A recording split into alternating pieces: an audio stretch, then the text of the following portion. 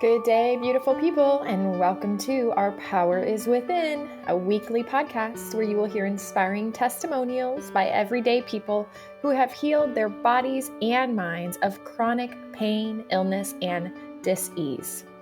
Learn about different modalities for neurohacking, rewiring your brain, upgrading your mind, and healing your body so that you can take your power back.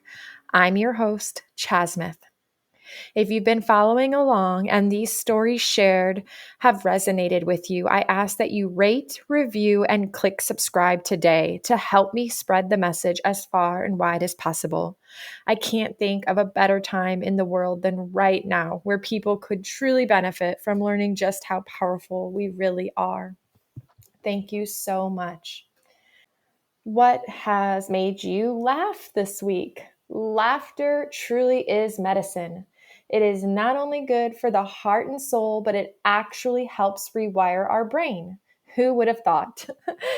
And if this question made you realize that you haven't actually laughed this week, then I encourage you to just hit pause right now and start laughing out loud right now for no reason at all. Fake it until you feel so silly you make yourself crack up, and then hit play again. I can share a funny story with you. Well, funny to me, but maybe not laugh out loud, haha, funny. So I do think I am getting the hang of editing more, a little bit with each episode. I have to say the whole technology part of starting a podcast initially felt super daunting to me. I remember this one day I was sitting on the couch with my brother, aka Broski, watching a podcast webinar.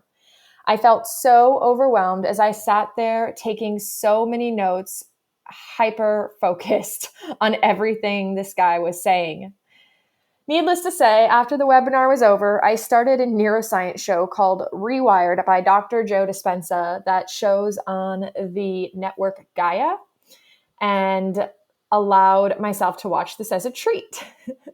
And as I was sitting there watching this show, I was completely enthralled by everything Dr. Joe was saying. And my broski looks over at me with the most confused facial expression ever and says, "Seriously? You get confused about the simple podcast technology stuff, but you can understand all of this show?" It literally made me crack up because, duh, of course I can. I don't know why, but the brain and everything related to our brain, our body, and healing absolutely fascinates me, and it just makes sense. So, speaking of brains, for anyone who has been following along with me from the beginning, you may have been getting very familiar with terms such as brain rewiring, neuroplasticity, and the dynamic neural retraining system by Annie Hopper. While all of my previous guests have had tremendous results through the use of the DNRS brain rewiring protocol, I am excited for our guests over the next several weeks to share with you some other self-healing approaches that have also proven to be extremely successful for each of them. So in these coming weeks, you will hear some new lingo such as MBS or mind-body syndrome, TMS, which was originally known as tension myositis syndrome and may also be known as tension myoneural syndrome, as more practitioners have come to understand the neural connections in the brains.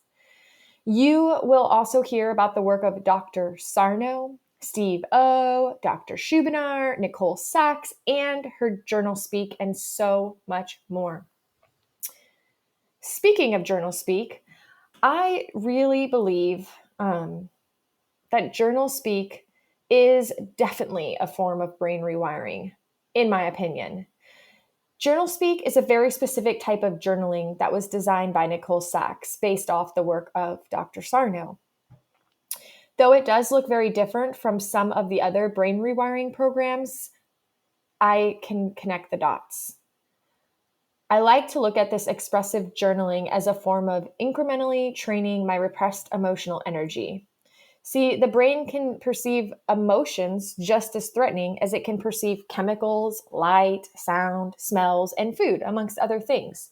So for me, it makes sense to train my brain around these emotions and show my brain that these emotions are not life-threatening. And I have been having absolutely amazing success since approaching my brain retraining in this way. Now, it might not be for everyone, but it is definitely for me. And this is why I always encourage everyone to be your own experiment and use your personal agency. Only you can decide what is truly best for you in that regard. But just know there are so many wonderful tools and approaches to healing. On that note, I am excited for our guest today, Gosia Poraj. She's originally from Poland and she currently lives in England. She has used a combination of brain rewiring as well as psychology principles through her healing journey with great success. She is familiar with all the work of Dr. Sarno. If you don't know who he is, I will leave some links in the show notes of his popular books. He is one of the pioneers in understanding the correlation between physical pain, illness, and emotion. I have the most lovely time chatting with this woman. She is beautiful. She is not only wise, but extremely well spoken and so good at articulating her wisdom around self healing through the connection of mind, body, and soul. She is a seeker of not only knowledge, but integration. And when I read a little bit about her story online before chatting with her, something that really stood out for me was a quote she said to herself when she began her journey of true healing from within, which was, "You are lost. Now is the time to find yourself." And that is exactly what she did. And through her healing, she has discovered her talent and passion for coaching and helping guide others into their self healing journey. You can find her info for her website and Instagram on my show notes. We do go deep today, so let's just get right into it. All right, I have Gosia on the line, and I am so excited to have her with me today. Gosia. Hi, Jess. How are you doing? I'm doing wonderful. What is going well for you today? Well, I just came back from a park just to connect with you, and I'm so glad that we're having a chance to connect finally. Awesome. I'm really appreciative of you being here and giving us your time. I think that you have an amazing story, and I'm really excited for the listeners to get to hear a little bit about it. Yeah, I'm so happy to share my journey and to share hope really because this is my passion to just sparkle hope around people so that they get empowered and heal from within. That's awesome. I love that you say sparkle hope. I always imagine myself sprinkling peace as a trail that I leave behind when I'm somewhere. I love that. I have this image, especially that you come from California, where you are in California, that you're just sprinkling the hope. I Mm-hmm. love that. Yeah. So I'll get right into this story here. I'd love for you to share a little bit about your background growing up, where you came from, and just, kind of get into your chronic illness and when it became present and how you kind of connected the dots.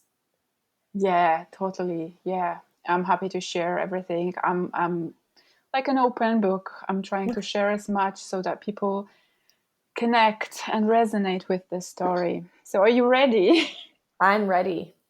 Okay, so basically, I come from Poland, but I currently have lived in London for about 8 years now, and I think as far as I can remember, I've always had something going, and I well, when I was born, it was a martial state in Poland, so it was a hugely stressful time for my parents, which I think I've I've probably adopted part of the anxiety from that time, and I always felt like I never belonged anywhere.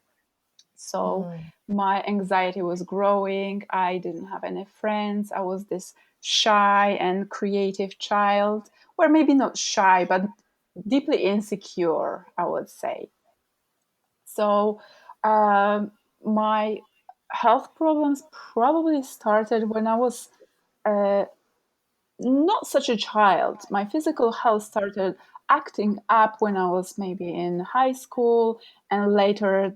definitely spiked when I was in the uni. So actually, whenever the real stress comes up in life, when we have to deal with life and just show up in in difficult circumstances, because I really connect my health issues with stress. So I'm already spoiling the what I'm gonna be talking about.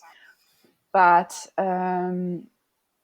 I started having spells of dizziness, a lot of mental fatigue and chronic fatigue, and also a lot of pain started coming up at that time. But it wasn't chronic at that point. It was mostly just um, some bouts of pain here and there. But it was really, really confusing. I had a lot of pelvic issues, like pain and urinary tract infections, which started really upsetting me. So I was going from doctor to doctor throughout the uni, just getting tests done, taking antibiotics, medications, all the tests.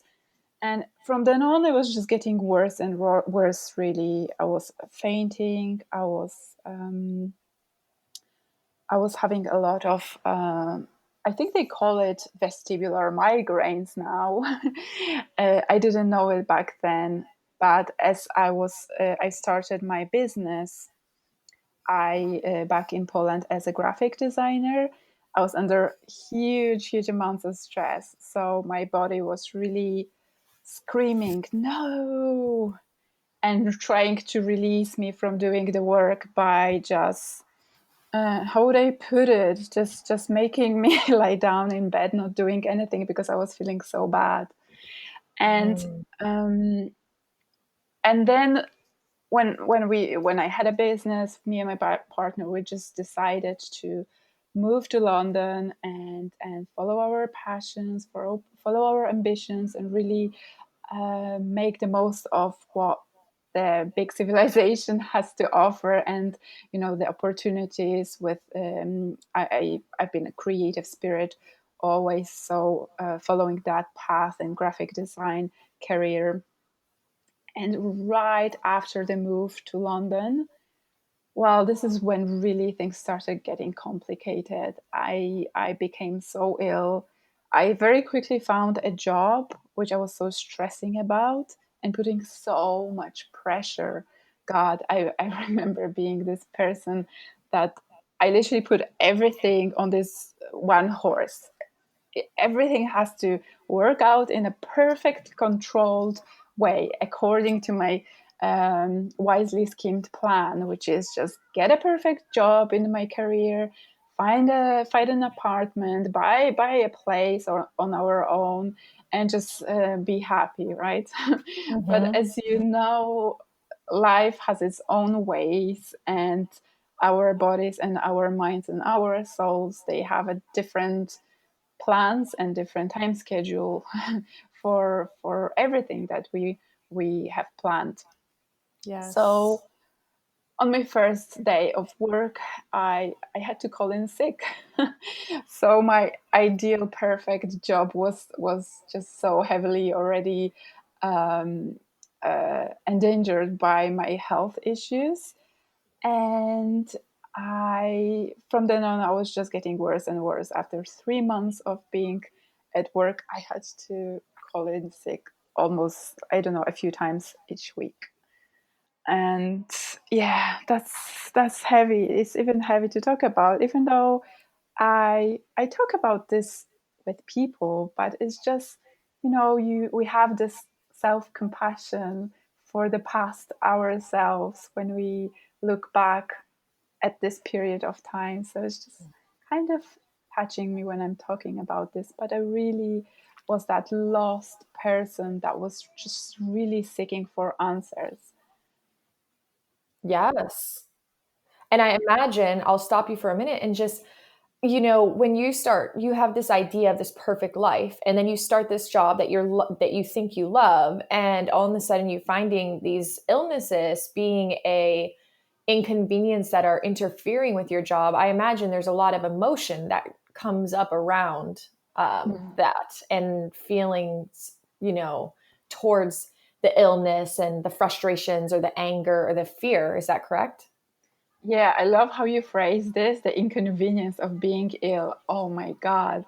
This is so accurate. I felt like my health was completely secondary to my job performance. So, actually, really big health issues. I was completely denying myself Mm, the full gravity of what I was going through. I was in complete denial of this. I was just worried about how that's going to look, how that's going to be seen by my boss. And that was my biggest concern, really, which is real for so many of people who deal with this when they're no longer able to continue the work, the passion, and struggle with that part, when their safety and security is well put to question. They no longer, like, I didn't know how the future is going to look like when they quit work. And I actually was sacked from work. I was dismissed on account of my health issues. I could no longer sit. I had pelvic pain. I had muscular. I had pudendal neuralgia and back pains. There's a whole number of conditions, sciatica. Oh my God, I could just sit here and list them forever. Um, so it wasn't nice at all. And on top of this, I was then left in the foreign country, left at home without any plan or support on what to do. right. Yeah. So what happens next? What do you do? Well, I went through the typical conventional medicine path as most people do, with running from doctor to doctor, going to uh, Harley Street physiotherapist is extremely is an extremely how we say expensive area of London to go to a doctor, but obviously they were saying that is the best I can do for my for a treatment for my pelvic pains. And then I went to a pain clinic. Nothing really was helping. I was on loads of medications, completely depressed, going to a therapist, and I had lined up the Botox injections Mm, to alleviate the pain, which I so chickened out in the last moment from. So I didn't go there. But I just didn't go there because there was something that sparked my interest at the time. So my mom, and that was probably around a year and a half into my stay in London, my health issues in London. mm-hmm. So my mom, she told me about this Mongolian doctor that was in Poland. She helped her with my mom's issues back in the days. So, well, I just wanted to know more basically about this. And it was risky because I couldn't sit. There was no way for me to. I couldn't imagine sitting for 10 minutes. Can you imagine that? Oh my Mm. God! Now sitting comfortably here in front of my computer is such a completely different way of being to how I was back then. Yeah, absolutely. So did you still end up going to Poland to see this doctor or did you? Yeah, I went. So, because I didn't see any hope, I didn't see any hope in here. And my mom said, "You know what? This is your uh, last thing comes to my mind. I have nothing more to recommend you." And I said, "You know what? I just have to bear with the journey on the plane." So what did I do? I I asked people around how long I have to sit on the takeoff. What's the minimal amount of time I will have to sit during the journey on the plane? So I just sat like 10 minutes on the takeoff and on the landing. I stood for the whole journey on the plane. I stood Wow. I stood on the bus to the airport. That was heavy. Wow. But you Yeah, went.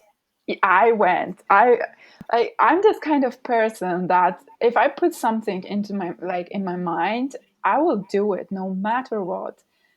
And the grit, I have to tell you, the grit and the determination that really put me into so many stresses in my life and put me under a lot of pressure is what helped me get out of this. Mm-hmm. So I went to Poland, and it was just before Christmas. And I said, I'm not moving from here until this doctor tells me something that will give me hope, and just she will just heal me, basically. I was just relying on her to heal me. And obviously, I was researching a lot of things at that time. So the journey to Poland coincided with me discovering a concept of mind body Mm-hmm. connection.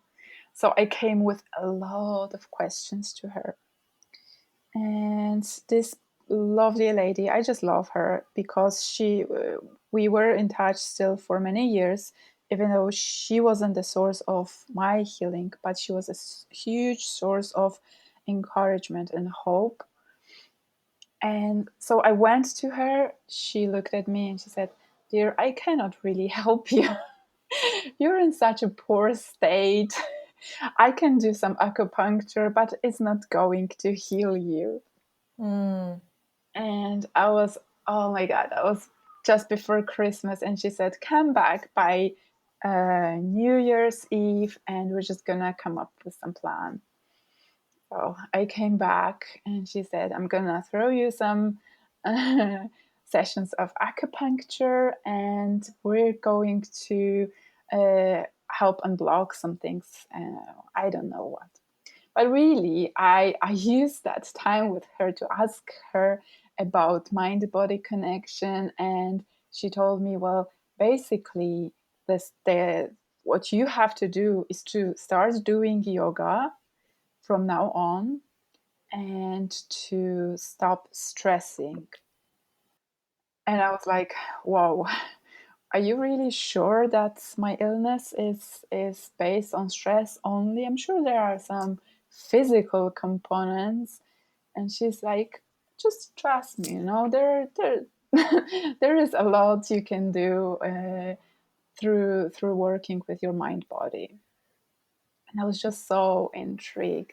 It was just this at this time, just a huge gateway opened for me. And from then on, I just really started researching on the subject that a person for a person that is ill is actually good to research, not just looking at the symptoms and what can go wrong, but actually looking at the mind body connection. So, what did that lead you to? What did you find in Mm. that?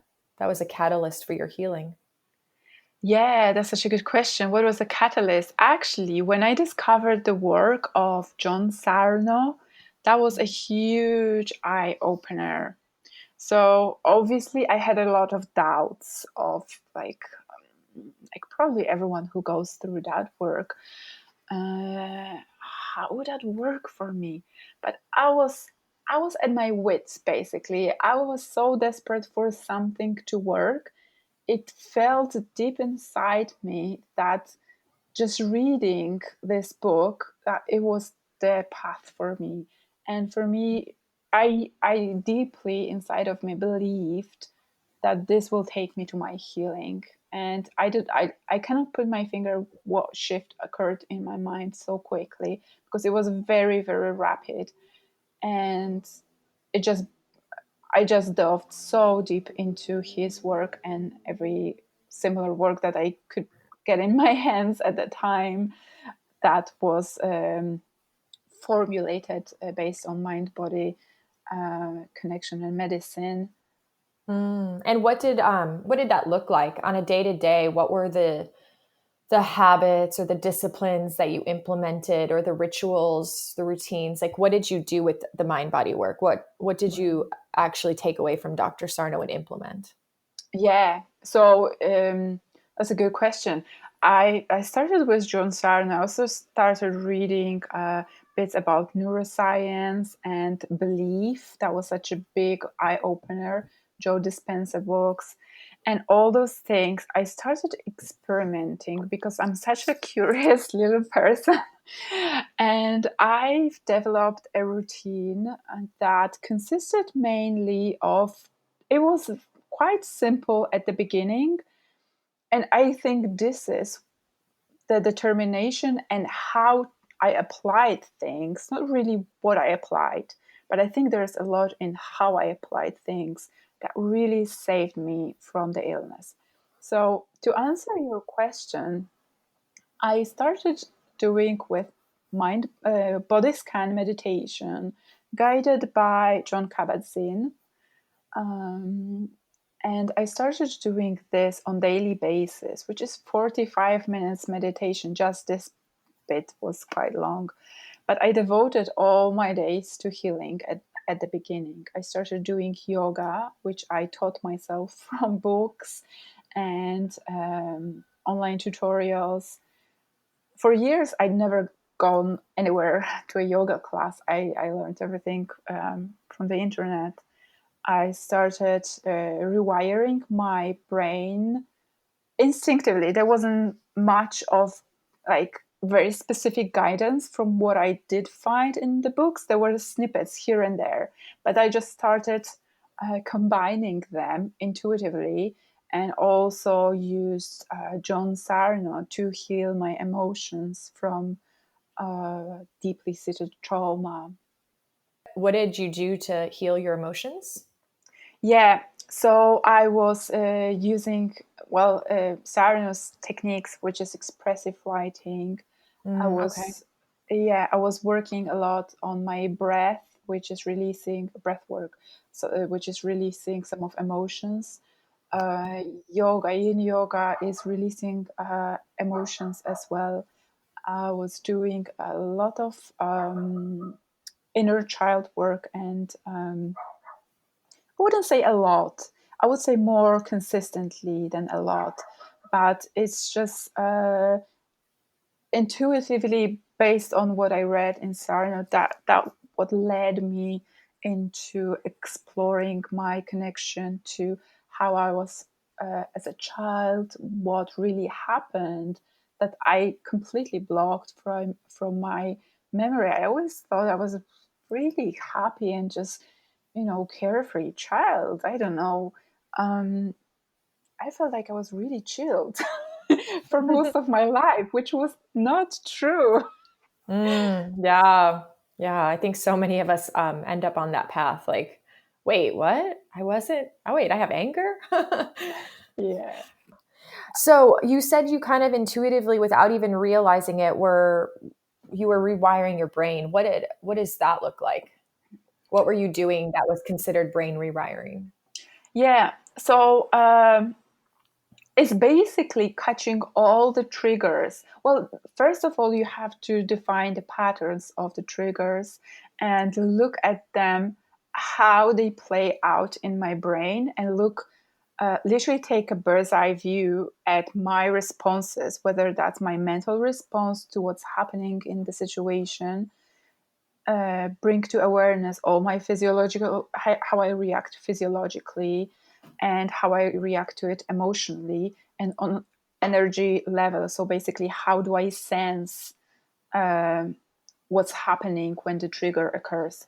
So it's really slowing down and becoming present. This is how it started.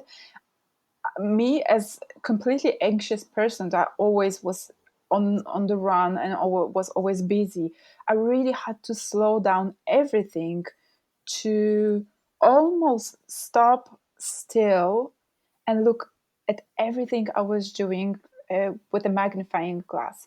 So I would just literally explore and inspect and just really investigate all my responses to the triggers. And from what I was reading, uh, that I knew my fear and my response of the response of my brain is actually what's hooking me up to pain and hooking me up to autoimmune responses. I was chronically having infections. I was just like my I was having dizzy spells. I was fainting. So it was not just pain. And as I was started discovering from reading various things that and just some studies and articles, it's not really one thing, it's just so many things that is all actually deep seated in our brain, and it's all connected to the rest of our body um, on the level of our emotions, and how our emotions dictate the response. So it's just literally looking at every detail of my existence that I could pinpoint to stop the triggers. Yeah, just bring everything to awareness. And I was just it felt a bit like I was fighting with myself at the time. I was, because I had to be so aware of every moment of the day, how I was walking, how I was keeping my body, what position I was taking, if I was not compensating my movements so that they felt less triggering, you know? And I started using this all as rewiring. And when there were actual symptoms or the flare ups or triggers coming up, I would just interrupt them at that occasion and just really redirect my attention to something different. And at this point, I was experimenting with various things on refocusing on internal emotions, or refocusing on the story, on the vision that I wanted to embody. Yes, absolutely. In the brain retraining program that I've been following, one of the things that we obviously are encouraged to do daily is to think greater than we feel. So, in those moments of those physical triggers, can we think greater than those physical feelings, Yeah, I and love that. redirect that focus, like you're saying? Yeah, that sounds exactly as it feels. It's just exactly you're going using your cognitive brain to completely detach from the whole emotional aspect, so that you don't get hijacked by the triggers, and you are in power effectively on how you respond, even if the pain still continues or the trigger still comes up. Yes, it will for a while. But the power that you have, and the consistency and the grit and stamina in those occurrences, I believe that was what really helped me heal, along with the emotional excavation, I would have to say. Mm-hmm. Absolutely. The combination of the two, that's beautiful. And just not letting, like you said, not allowing this trigger, this physical sensation, not to create a story around it, to not have the fear and create this whole future scenario of what's actually happening to me that's not actually even truth. I think that's Mm. where some of us get really caught up, is we have this physical sensation and we make an entire story around what that means, and it's usually not a positive outcome in our mind, and that's where we need to bring that awareness back in and think above that feeling. Mm. Yeah, that's so well said. Exactly. That's exactly how that works, because um, I think human are actually afraid and frightened of the power that sleeps inside of them. We are so conditioned to not believe in the amount of power and capacity, and um, really how much we get to control and create in our life, Mm. that we often don't know uh, what we get to create in our life. And in fact, we create everything that we see now. Everything has been created at some point in the past. Yes, absolutely. It's so well said. Absolutely. We are the creators. We are creating every day. I tell people it all the time, we're creating consciously or unconsciously. So, make your choice. I want to be conscious. Yeah, totally. Of course, 95% of your mind is a subconscious mind, subconscious part of it. Then you better get friends with as much as you can of that subconscious mind, or at least try to understand it, so that as much as possible gets, you get to maybe not control, but become aware of, so that you can navigate your experience and your creation by just having a plan, or just taking a charge on daily basis of what you think, what you feel, and what you do, because that's all there is. Absolutely. Yeah. And I know you mentioned Dr. Joe Dispenza, and I love that he talks all the time about those emotional addictions, just noticing too, if there's this repeat emotion that always shows up in your life, asking yourself, is that really authentic for me? Or is this just a pattern that I'm stuck in? Yeah, totally. I agree with you. And really, those patterns and those emotions that we have patterns of, and they manifest in, I don't know if you've noticed, they manifest in various areas of our lives, sometimes in the work life, or in relationships, or in small and big situations. And sometimes you just always feel maybe not seen, or maybe other person will always feel rejected. And it's Mm-hmm. always this pattern of wounds that we carry, but they are also to be healed. They also get to be healed through this deep emotional journey, where we actually go into the inner child and heal those fragments of psyche that were left behind and repressed. This is when we heal, actually, by integrating all those lost pieces, because those patterns, those wounded patterns that you mentioned, they're actually opportunities to heal. You can treat them just as triggers. Mm-hmm. Absolutely. Yeah, it's just one and the same of the physical triggers. They're the physical responses. Yeah, Yeah. totally. Information for us to heal. Mhm. I like how you said opportunities, because that's how I see all of it. It's all an opportunity. Yeah, and this mindset reframing in those situations, it is so difficult for many people, and I can totally understand. But it's knowing that everything, there is always a plan. There is plan for you to be in this moment, and whatever is happening for your future. You get an opportunity now to become more resilient, maybe if that's a stressful situation you're going through, or maybe more aware if there's something at the moment you're blocking. And there's Mm-hmm. always opportunities for growth in those difficult challenging moments. Absolutely. Absolutely. And something that you said way earlier in the beginning of your story was how now that you can share this story and you're past those years and that time, that you can hear yourself share this story and feel self-compassion. And I think that's a really big opportunity that a lot of us have, is learning how to step into that compassion for ourselves. Mm. Yeah, I hear you.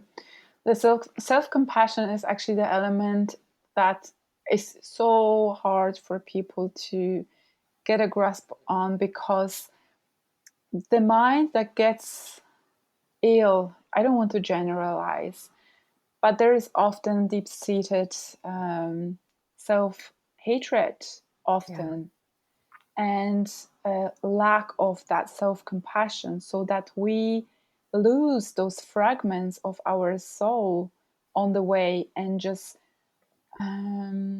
we don't want to get be have anything to do with those parts of ours that we don't accept, that we don't appreciate, that we don't like seeing. And this is the exact reason why they need to be integrated and loved and embraced with compassion.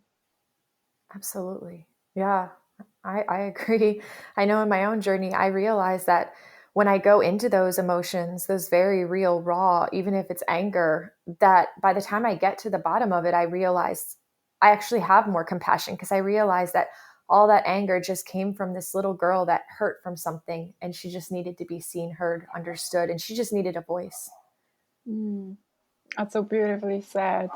That's exactly what's happening. You just need to take a step back, and it's not just thinking about that part of ours that was lost. It's really feeling that part. It's really going deeply, and just it's almost as if you moved back in time and just feel all the rawness of how it was back then. How did it feel awfully when you were not understood, when your parents invalidated your emotions, or how bad did it feel when someone bullied you? It takes courage, Yeah. lots and lots of courage. Yeah. And for the listeners out there, honestly, just want to, if you're in that place where you're lost or you're confused or you feel like there's no hope, I want you to know that we're all courageous. There's courage within all of us. I know that every one of you has the courage. I promise it's there. It is. Mm, that's so good you said that, because it goes back to the power that each of us has, huge amounts of power within and huge amounts of courage that we just need to release. We just need to allow it and just trust that it's there. And sometimes the biggest courage is not doing all the work just yet. It's just taking the step into asking for help, or or getting some support, or just believing. Oh my Yes. God, there's so much courage in just believing. Mm-hmm. Yes, absolutely. I agree. Gosha, this is beautiful. I love this conversation and where it's been going. I want to ask what this journey of healing, once you discovered all this and started doing this work, what's the time frame? How long was it before you really started noticing the changes in your body and getting more to that place where you felt recovered? Mm, yeah. So my recovery was extremely speedy, I have to say.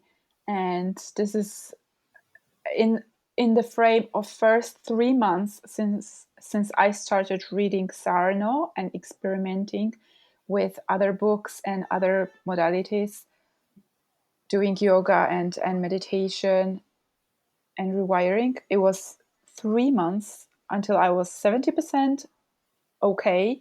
And at this point, I was like, I'm on top of the world, really. Yes. 70% in 3 months, and then another 2 or 3 months when I was 100% healthy and I was feeling Wow. better than ever before in my life. Wow. It's just because all of the layers change. It's not just the um, physical health that changes when you go through that journey. It's just because your emotions, your mental state, everything changes. And through the empowerment you just get such a hype. That's why you just wake up a completely different person.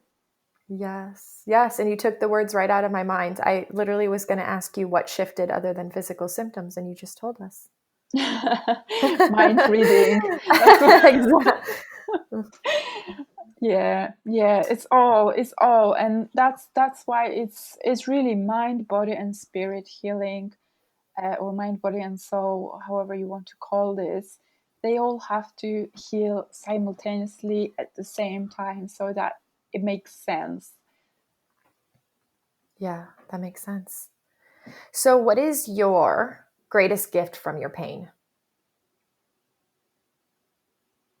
Mm, that's such a good question. God, let me think about this. I think it's a gift of pain, really. It's it's it's You're not the it's first person to say that. really, Yeah, the gift of the pain itself.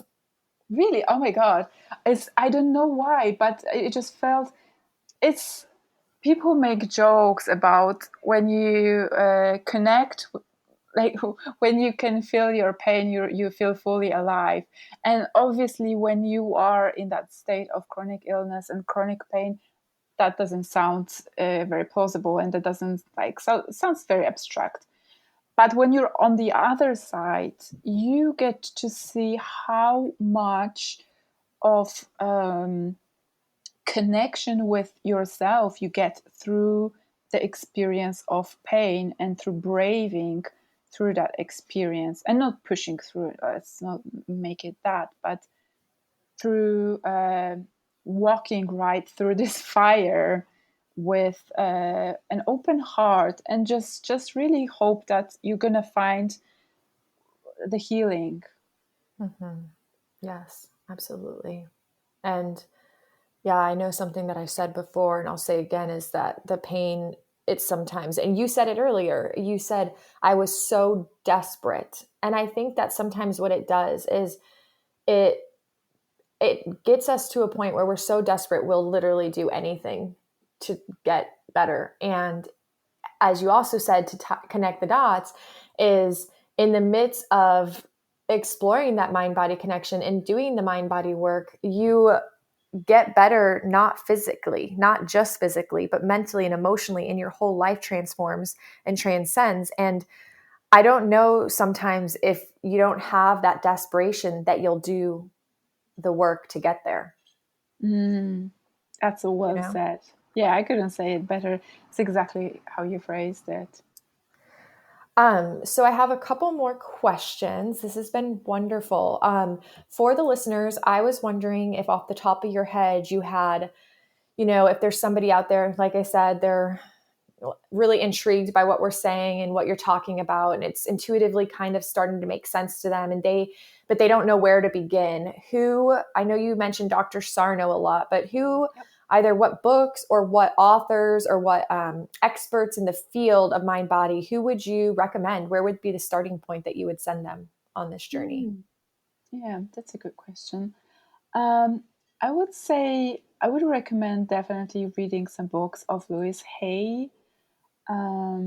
Like You Can Heal Your Life, maybe. Definitely John Kabat-Zinn. He's a pioneer of mindfulness, which impacted me a lot because we get so desperate and anxious during the illness. I would say Biology of Belief by Bruce Lipton, must read. Yes, yes, yes. He's one of my favorite humans. He's Is so he? funny. Oh yeah, he's amazing. Well, Yes. people could also read. Your listeners could also read maybe something like The Quantum Doctor. I'm not sure if you read it. I think the author is Amit Goswami. It was interesting for me as well. Okay. And at the time, also read the book that was very interesting. It showed the journey of someone who was healing from pain. It was called The Great Pain Deception. Yeah, I Steve Ozenich. Yeah, yeah. But interesting book is also the Carolyn Miss Anatomy of a Spirit. Um, Anatomy of the Spirit. Yep, I've read that one. yeah, and very similar title, but The Anatomy of Healing by uh, Erica Polly or something like that. I can leave you that if you're leaving notes for your listeners. Hmm. To put that in. So it's called The Anatomy of Healing, from what I remember. It Okay. was very interesting. Awesome. Yeah, that's a good amount. Thank you. And if you had one piece of advice, it doesn't even have to be one piece of advice. Let's just say if you had any advice or any message for the listeners, for somebody who, like I said, is feeling in that despair, that hopelessness, or who's desperate and who just doesn't know the direction to go, or who maybe hasn't quite gotten to a place of the belief yet, what would you share with them? Mm, yeah. thinking. I haven't gone anywhere because it's a good question, and I've been wanting to kind of move myself back to that time mentally to think, what would I want to hear back then?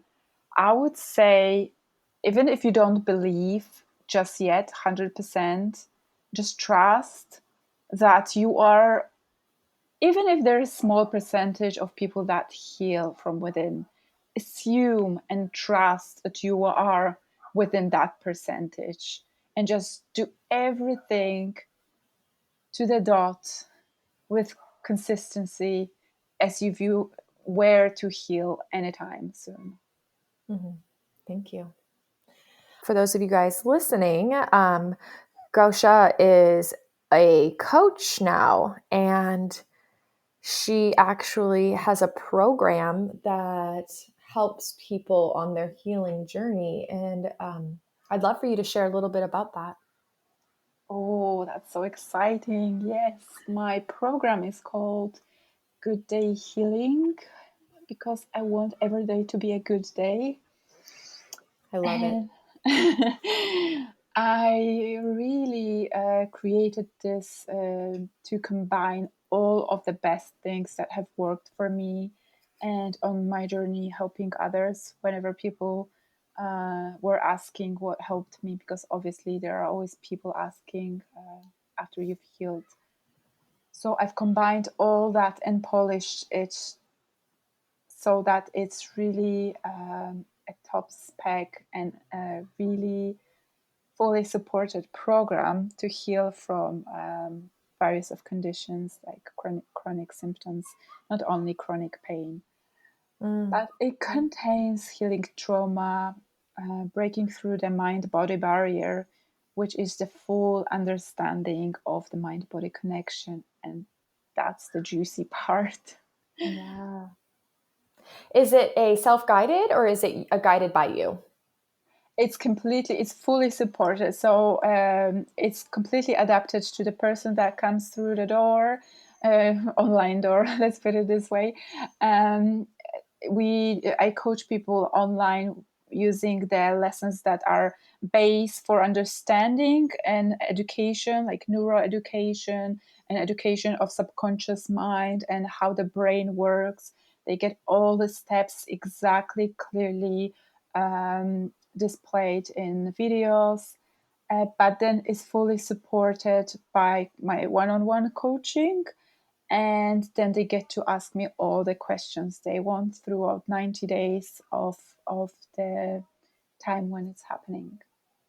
Wonderful. Wonderful. So for those of you guys listening, if this message resonates with you or you feel a connection to her, then, don't hesitate to reach out, because that's what we need to do. Is we need support, we need community, we need to reach out to people who we really feel connected to, or we can see, a connection between our story and theirs. It helps. It really helps. So, Gosia, where can people find you in the world of the wild web and social media?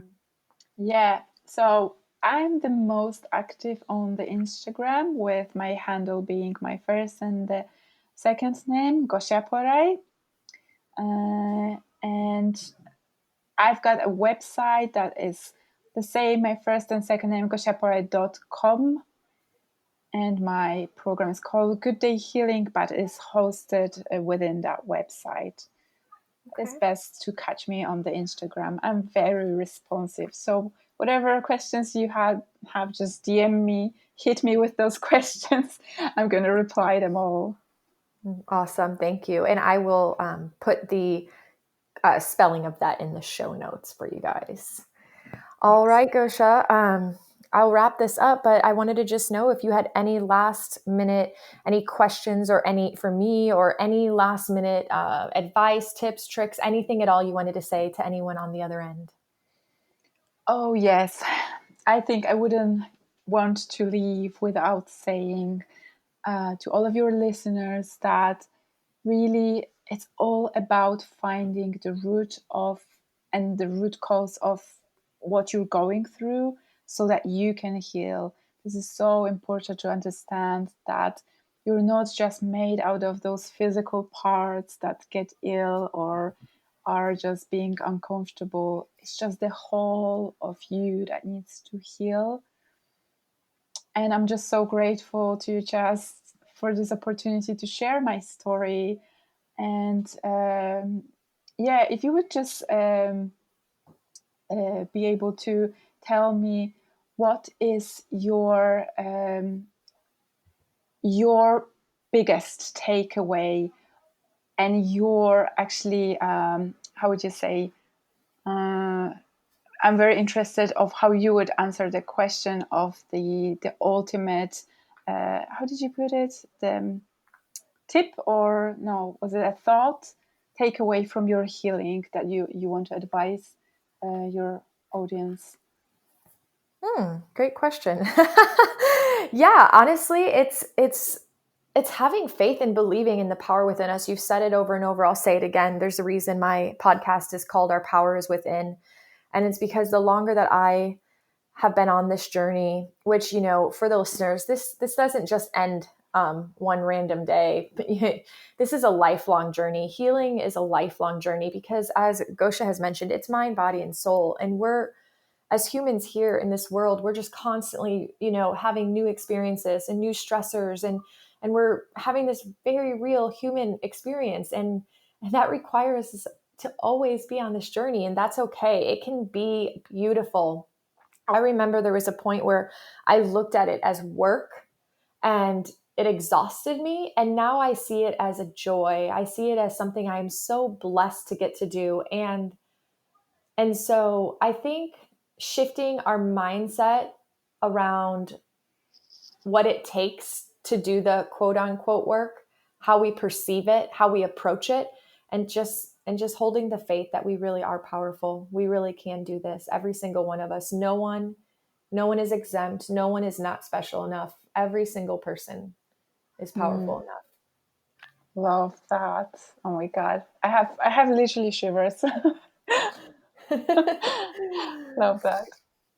All right. So I will wrap it up, and I will just say once again, Gosia, thank you so much for your time and sharing your wisdom today with us. Thank you so much. That was a huge pleasure.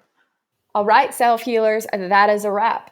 I hope mine and Gosia's conversation today brought some inspiration into your life. Thank you once again for being here on this healing journey with me and tuning in weekly. Remember to rate, review, and subscribe today. And if you have a friend who could benefit from the story shared today, text them a link right now so they can be inspired to take their power back. Over the next week, I encourage you once again to find a reason to laugh more often, smile, and be grateful for even the simple pleasures in life. I know sometimes more now than ever before it can feel hard. It really can, but I promise it is worth it. So until next time, make this week great.